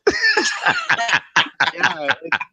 Like, of course they're going to do that with the Switch Online offering. I think it's a fantastic game to come day one with the online offering. So we'll see how that does. I wanted to touch on one other point 2 points really that were made in the conversation. One on Okami HD. So I bought that game on PS2. I bought it on 360. I think I bought it on PC. I'm going to buy it again for Switch. I might actually play it this time. They'll actually be able to do like the mechanics of the lines and the circles without being frustrated to hell and back. So I'm looking forward to that. Yeah. He's looking forward to a mechanic actually working. Yeah, not being terrible. I'm looking forward to that. Awesome. But on the indie development scene, we were talking a little bit about it earlier about how games are doing best on Switch for these indie developers. We're seeing a lot of these games come to the platform. I think we're going to see so many of them that it's going to be a little bit problematic for discovery. I think there's going to be just a whole wave of these games. We're getting 10 a week. I think by the end of this year, we're probably getting 15, 20 a week, and a lot of them being good. Mm-hmm. So if you look at the GDC, the Game Developers Conference, which is coming up here in 2 weeks, yes, they do a State of the Industry survey every year, and they publish it. You can go check it out online. It's totally free to check out. I will definitely do. But it's a number of developers will respond about what they see as the big trends in gaming, and the responses in this year's survey are all about Switch, how excited the indie development scene is for Switch, how optimistic they are on the platform. And so I think you're going to see I think this is what we're seeing right now, these directs, they're pretty fantastic announcement packages. But I think as the year goes on, we're just going to see so much come to the Switch, which is a good thing, which is a great thing, but it's also a bit of a challenge. Now, you saying a challenge in what way? Kind of from oversaturation, or? Yeah. When you have so many games coming every week, it's hard to figure out what's good and what's not. And let's be honest, the eShop is not built for discoverability. Correct. Correct. Absolutely correct. I have to give you that. They have to figure out a way to tackle that. You was going to say something, Sovereign, in reference to that? No, he's right. I mean, it's just not at this point. You would think that when the online service comes on, they've had some sort of overhaul to that. Because it's like Matt says, I know King for a long time was saying there's a lot of shovelware on there, but it's just smaller games. It's smaller games that you don't know about them, but a lot of them. That's why we just myself and Cognito kept just going back to it, because it's but when you're releasing 10 games a week and 6 or 7 of them are good. I mean, that's unprecedented. You don't find that anywhere. Wait, did you just say 6 to 7 of them are good? Yeah. Oh my god! You're equating a $4.99 price point with bad. No, I'm not. Don't put me in that group. I'm cut just that saying, out. there's so many of them. There were a lot of them. Why did you think I'm not just gonna go play shovelware for the sake of playing shovelware? Like I have other games to play. So if I'm on the Switch and I'm looking at these games, what I'm looking at are the games that have primarily been on PC. That are coming over that were popular on PC, right? And games that have come over to console as well. That for again, I'm playing mostly AAA stuff on my consoles. I'm not gonna take the time out to play an indie game so much on my console. I'm the same way, yeah. I love the indie game on the go on the Switch. I think that's perfect. I play anything that has a trial available that I can get my little fingers on and touch. And once you got a trial out, and then I say to myself, like 9 Parchments, I really wanted to check it out. And then I played it and I said, wow, I'm going to purchase this. Put a trial out, let the king touch, and if the king likes, the king buys. Simple. Hey, From Software, put a trial out for Dark Souls. I'm not buying that crap. I already got that gap. This is crap. I don't like it. I'm King not feeling it. I think King needs to stream that. I think that would be hilarious. I'm not doing that. That's your lane. You can do that try hard stuff. I told you I'm in the lane. Give me all right, you know what? Petition them, get an amiibo that helps me, and that's it. No, just so I clarify, what kind of amiibo do we need to I want an amiibo that puts you like a ghost dog or something vicious, something nice. Something worthwhile instead of me just standing up moving my arm. Like an amiibo that gives them like magic darts where it kills everything. That's right. I want Vantage. I'm here for Vantage. I'm done. Continue yourself before we move on. No, I mean that's it. I mean I get what Matt's saying. Like you get to a point where there's so much good stuff and there's no way to filter that out. It's tough. And anything on the UI front that's very complicated is gonna make that Switch run kind of. It's gonna start chugging a little bit. So it's something to consider how they handle all that stuff moving forward. Yeah, the eShop's gonna be big. They have. So right now the system's 1 year old. There are 48 by my count, 48 games rated 80 or higher on the system. That's never happened before. And as we get more and more games coming to Switch, it's going to become a bigger problem finding these great games. So I don't know. Interested to see how this all works. Because a lot of people don't believe how many high rated. According to OpenCritic, there are 48 games on Switch rated 80 or higher. So there's good games on this platform, huh? I apologize. I'm sorry. Somebody gotta like them. And before we move on, I did have a little knack to pull. How dare you, Dreamcast guy, to put Mario Odyssey over The Legend of Zelda on your top 10 Switch games? Really? We got to bring Dreamcast guy back on. We'll have to clarify that. He must have been under duress when he said that. Let me just. Someone secretly had a gun to him when he was making the script. Both are good games, but I'm a Zelda guy. So all right, we're gonna move on. If anybody else anything else on the direct, and we'll move on to our final topic, and that is the Inside at Xbox. It went down, the big show that Xbox has been teasing. They came out on stage this Saturday. They had a lot to discuss. It was pretty long, actually. It's almost 2 hours. And it looks like the Xbox engineering team, Larry Herb, Major Nelson with those white gloves, showcasing things. But looks like the first things they did announce was from AMD. They talked about the AMD Radeon, the FreeSync display technology. So they're going to be enabling that to work with the Xbox One. They talked about a lot of the UI updates. They had shared a Twitter, stuff to people who are in the alpha ring, like myself, and these people will be I can do it now, but the future update will definitely go out to the rest of the community, so you can do it straight from screenshot to your Twitter, no extra website in the middle as a middleman. They also talked about the auto low latency mode, which I thought was pretty cool. Like almost like with Samsung TVs, they have a game mode. So it's going to recognize if the game is being played that way, automatically switch your TV to a low latency mode. This is great for FPS, first person shooters, stuff like that, when you want to kind of have an advantage. And also when you're doing, switching back between movie streaming and so on and so forth. Edge browser got an update. Share controller on Mixer was announced. And then they definitely doubled down on Sea of Thieves, We know that's a Game Pass game that's coming, so they gave us a lot of background information on that. They deep dived into that, and as well, I even had a music segment, which is pretty interesting.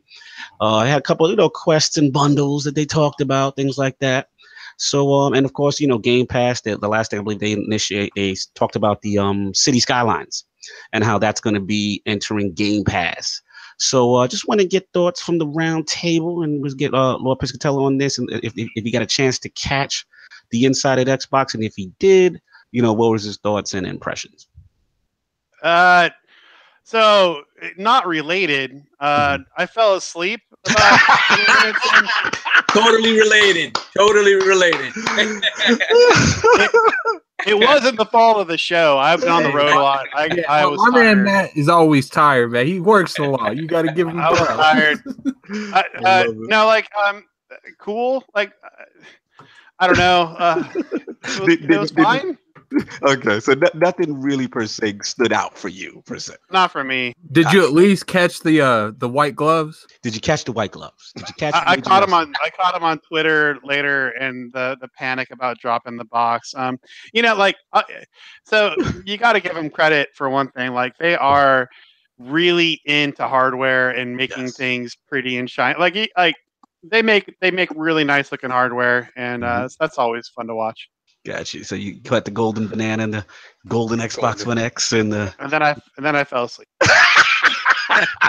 My man, Lord Piscatella. So let's get this to the rest of the Lords. First of all, who did get a chance to watch this whole thing yet? Anybody else finish it yet, or at least catch most of it? I did, and okay. I felt that they need to adopt a more Nintendo Direct type of way of doing things. They just seem like the not so hip older uncle that tries to be hip, and he's like, "Hey, what you guys are doing? It's lit outside." No, don't say that. So that's how it comes across to me. A little cringy. And yeah, it's cringeworthy. But I've noticed now, because I'm looking at the Xbox dashboard, and they broke it down, like I said, into snippets of 5 minutes.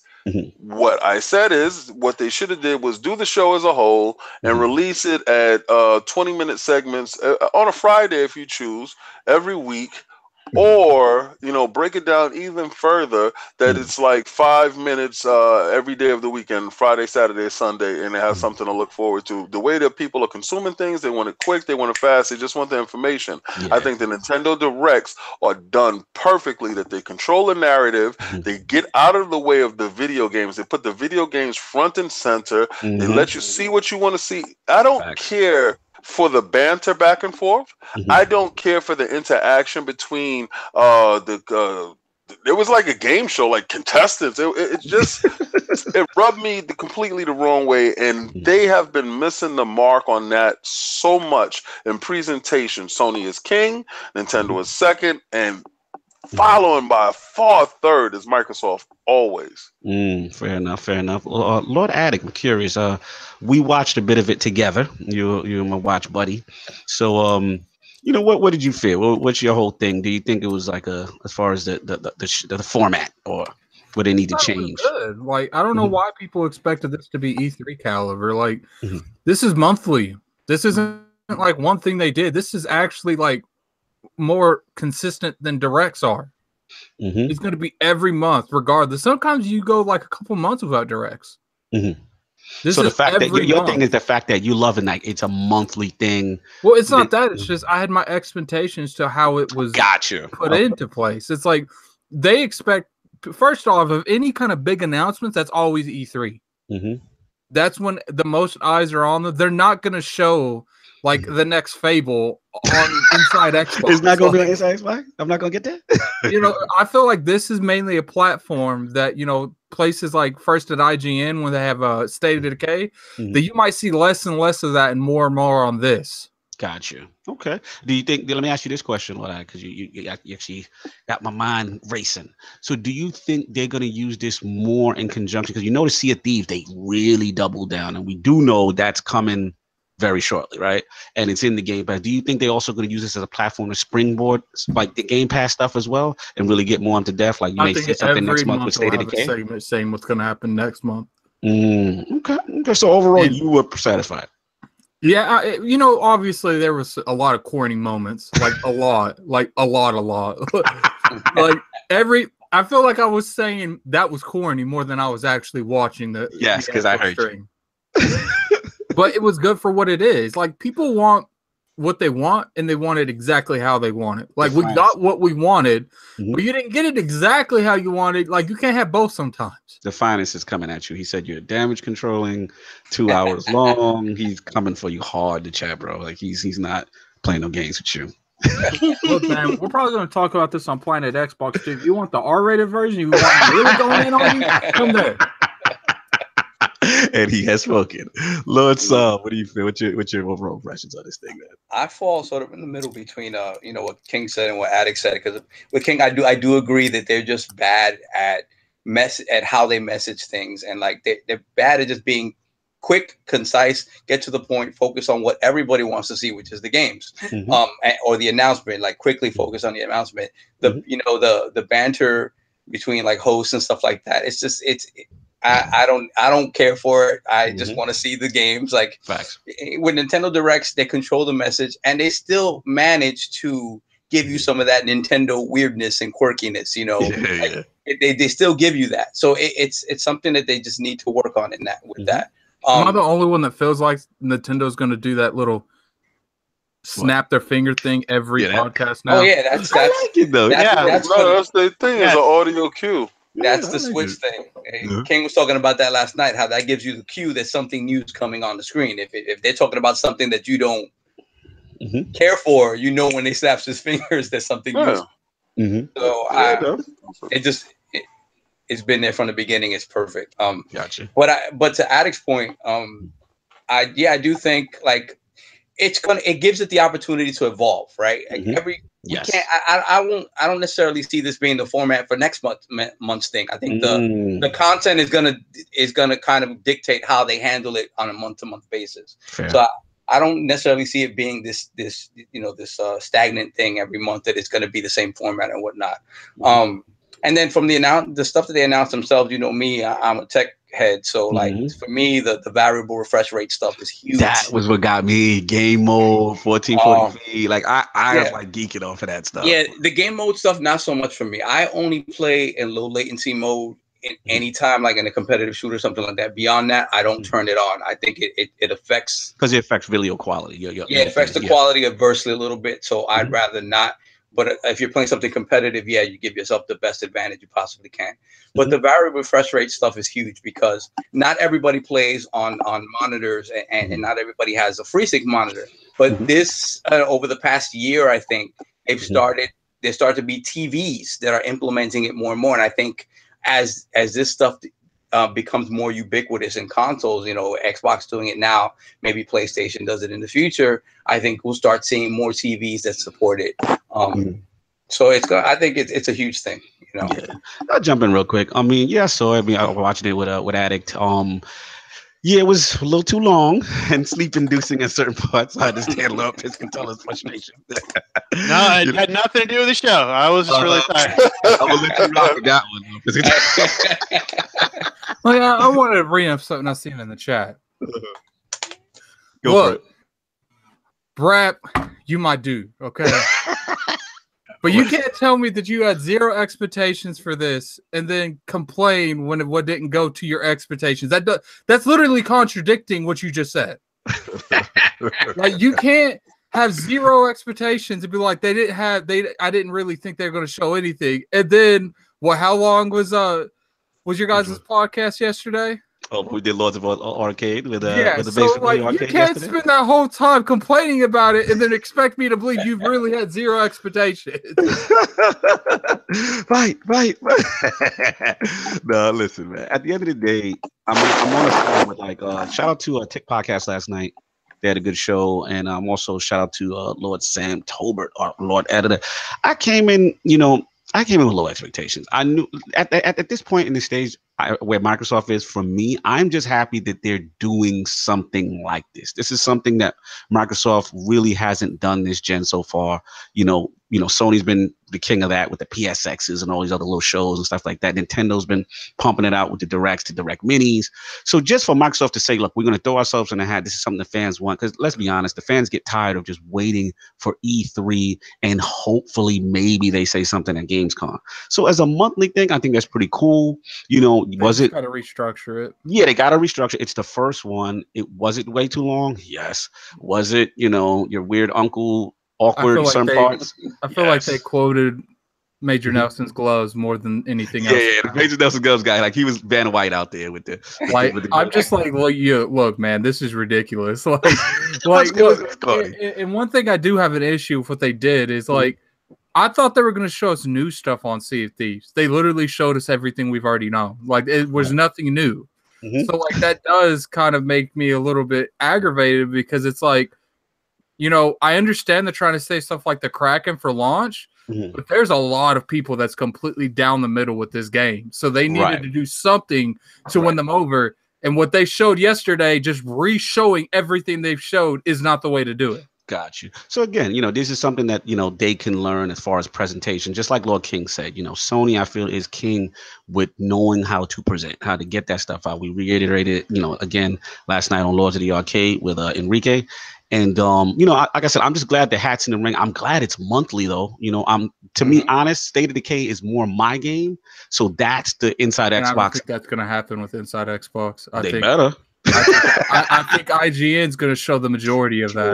And if they don't, you're right. They might recap it with IGN. They might recap what they did with IGN, but I would expect State of Decay 2 in some form at the next Inside Xbox, especially when this is a platform that they can use to promote those Game Pass exclusive games that's going to be dropping. Because the key to the service like this, if it's going to adopt like this Netflix style service, the key is going to be content. You have to keep producing exclusive content to make people want to stay subscribed and stay engaged with said service. So, I mean, it's just my opinion. What do you feel, Matt, in reference to, them with Game Pass and promotion? Like, what do you feel about that? I agree. Like, they're going to have to keep bringing new content in and cycling stuff out and keeping people in the service. Yeah, I mean, how any subscription service really works when it's not tied to paying for multiplayer gameplay. And another thing that kind of like, since you're bringing it up, Matt, like why, like if they're going to use this service and they're going to do it every month, don't say we're going to announce one game coming to Game Pass next month and we'll save the rest for later. What? Like, you should probably announce them all on that platform if you want that to actually do something. It's gonna be interesting, I mean, we'll see. This thing hopefully may evolve. This may not be the set format. They may be still finding their way, but that's what I had on it. If any of the lords, had anything else, we'll wrap this thing up. Yeah, so it looks like we had we got the new ILP poll, which we based on said show. So with the recent return of Microsoft's Inside Xbox show, how satisfied are we with the format / direction of the show? The choices are A, relax. It was just the debut. Show is perfectly fine as it is. B, show is way too long, needs to mimic condensed Nintendo Direct format. C, presentation needs to improve and mimic Sony. Or D, I don't care as long as I get Major Nelson and those white gloves.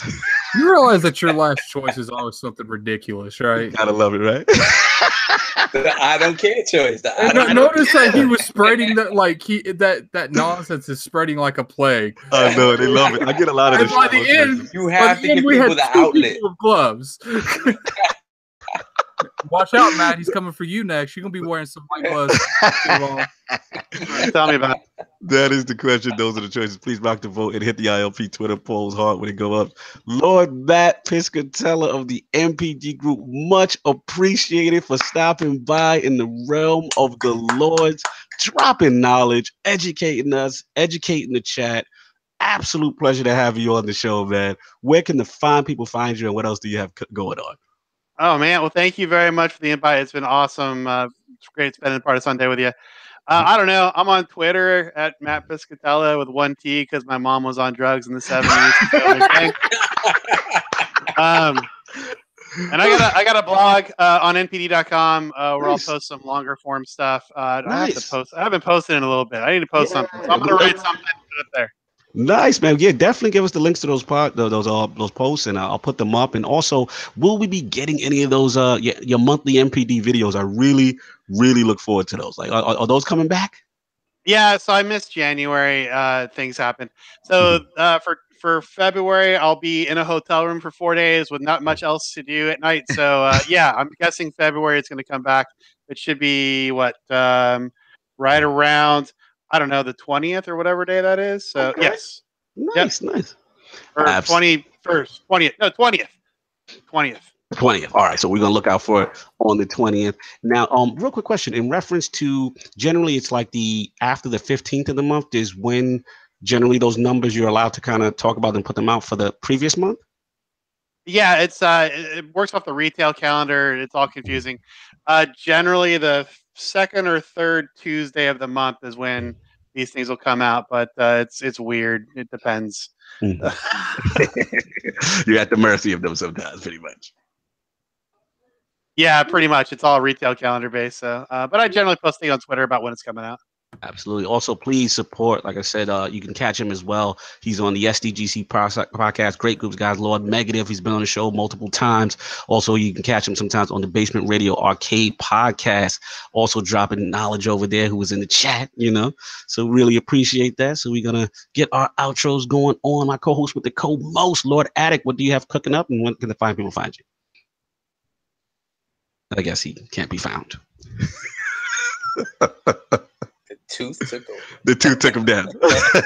No, I'm here. I was talking to my brother. Oh, okay. Cool. Was this my outro? Yeah, it's outro time, brother. All right, I appreciate everyone for coming by. I definitely appreciate Matt for coming by.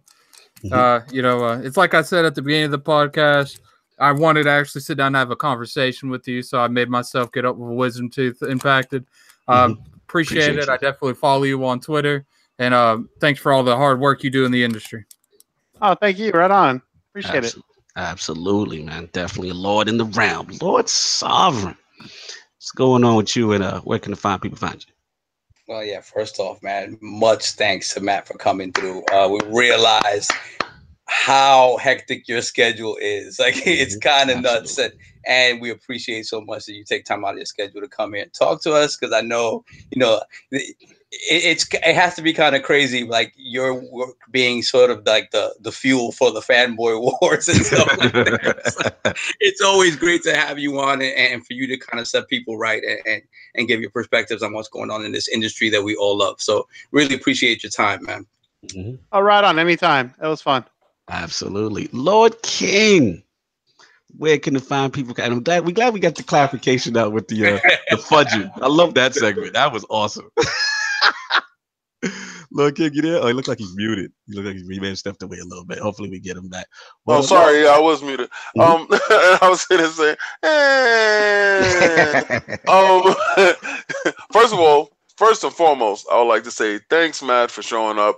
Great show. I knew it was going to be a great show which you was on. A lot of viewers tuned in to listen to what you had to say and to get a better understanding of how they actually work, how the numbers actually work. And you were very articulate and clear in getting it across. You actually answered the question that I didn't think that you was going to even approach. So I'm very happy in that. Like I said, I'm so happy that you showed up. The fine people can find me on Twitter, Instagram. Oh, no, you're not. Don't. We're not doing that. I'll shut you down there. Don't do that. Just look for me on Twitter and Xbox and PlayStation, and that's it.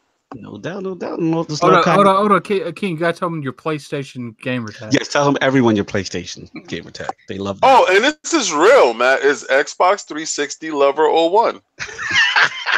And there you have it. And the fact that Sony doesn't allow you to change your name, it's mine forever. Oh my God, it's Lord Cognito here. The gaming realness has been spread in the realm. Once again, much appreciated for Lord Piscatella coming out, taking time out of his extremely busy schedule. Really appreciate what he does for gamers.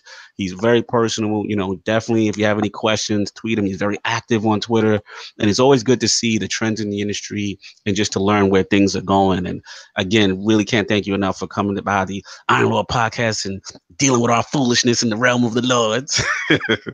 But yeah, man, we're gonna do these outros real quick. Please hit, like I said, thank you everyone for hitting the like and subscribe. Chat was absolutely lit today. Thank you so much for all the support and supporting the Inner Circle Network media outlets. Tick Podcast was last night. They had a great show. The Multiverse is up tomorrow. Also, you can catch us on iTunes and SoundCloud. The links are going to be in the description. I'm going to also have Matt Piscatella's info in there as well as his YouTube channel, because I love those videos when he puts them out. But also, yeah, thank you for also continue to support the Flashpoint series that I do with Evantis. Number 7 is up. It was a fun show. We had a lot of stuff going on there, and we got some more stuff cooking up. You know, the Lords will be at PAX and hopefully E3. So if you're out in these areas, please support, come by, say hi to the Lords. Lord King's going to have some things cooking up for you as well, so that's gonna be good. But on that note, everyone, enjoy their Sunday, have a good time, and we're gonna kill this thing, man. We out of here. Peace.